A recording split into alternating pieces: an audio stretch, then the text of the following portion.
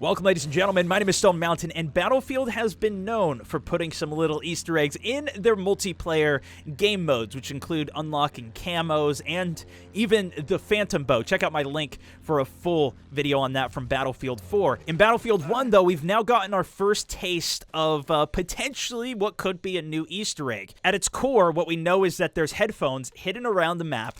You could pick them up and take them to a hidden MCOM location or a telegraph machine, and when you stand close to it, it'll play some Morse code for you. Initial theories led us to believe that you would pick these headphones up and collect them all, similar to the dog tags back in Battlefield 4 for the Phantom Project. But what we learned is if you leave a server, or even if you just die, you will no longer have those headphones, or at least be able to activate the MCOM anymore. You gotta find new ones. More on the headphones later. So far, an MCOM, as well as at least one pair of headphones, has been found on every map except for Ballroom Blitz, and we've got at least one Morse code recording from each of those maps. The problem is that every time you go up to the telegraph machine, it gives you a different Morse code. Sometimes it's slightly different, sometimes it's 20 seconds of length different. We've seen people posting about a cipher potentially found on Ballroom Blitz, which was on a painting. People are trying to look more into the painting. Some people think that it's just a signature. Some think that it could be a cipher. It also could be in different languages, but the overarching theme is that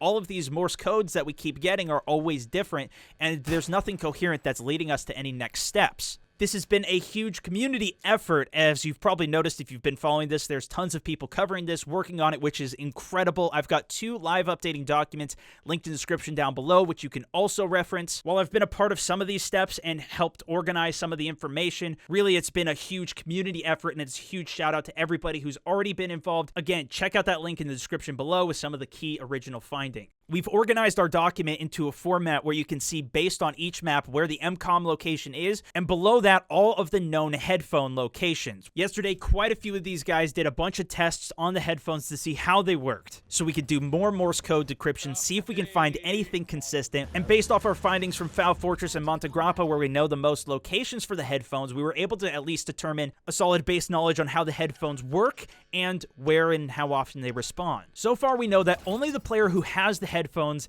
can hear the Morse code, and if multiple people all stand around that Morse code terminal, the telegraph or MCOM, it'll actually lag the Morse code and not make it quite as comprehensible for the person who's listening. In addition, if you're looking for the headphones, they will only render in when you're about 5 meters away or less, so you can't just be long range away, look at the position with a sniper to confirm if it's there or not. You have to actually go up to it. When someone does pick the headphones up, if there's some other person standing near that MCOM or telegraph machine, a faint noise will start from it. Once the player dies, that MCOM will cease to hum. And if you picked up the headphones, die, and then go to the MCOM, it will not play anything for you. Neither the MCOM or the headphones can be destroyed. You can find and use the headphones whether you're in a pre-game lobby or a live multiplayer match, and it didn't matter which way we tested it, it seemed like the Morse code that was coming through was always not legible, not consistent. We also found out that the headphones are not always present on the map. When a game first starts, you may have to wait a few minutes, up to 10 minutes we've had to wait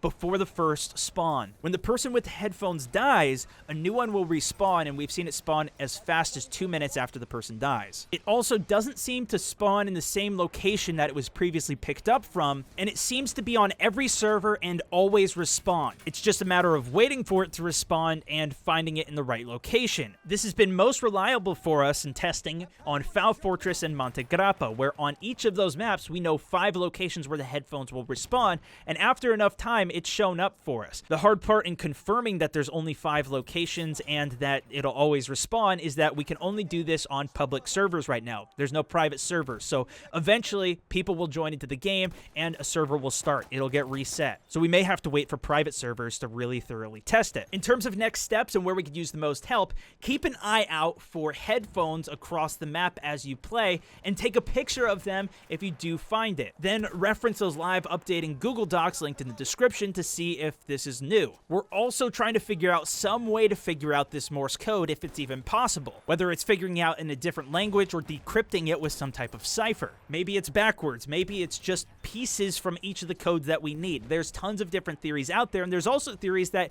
the Morse code is just a complete red herring, and really you just need to, as an individual, find the headphones and activate the MCOMs on all of the maps. And all of these things are being tested and looked into, but maybe there's something else out there. Regardless, I wanted to have one video summarizing all of the key confirmed pieces that we have and some of the leads to help bring some new people up to speed and hopefully accelerate the process. If you enjoyed the video, give it a thumbs up, subscribe to the channel if you are new, and I'll see you soon. This is SwagMountain 64, over and out.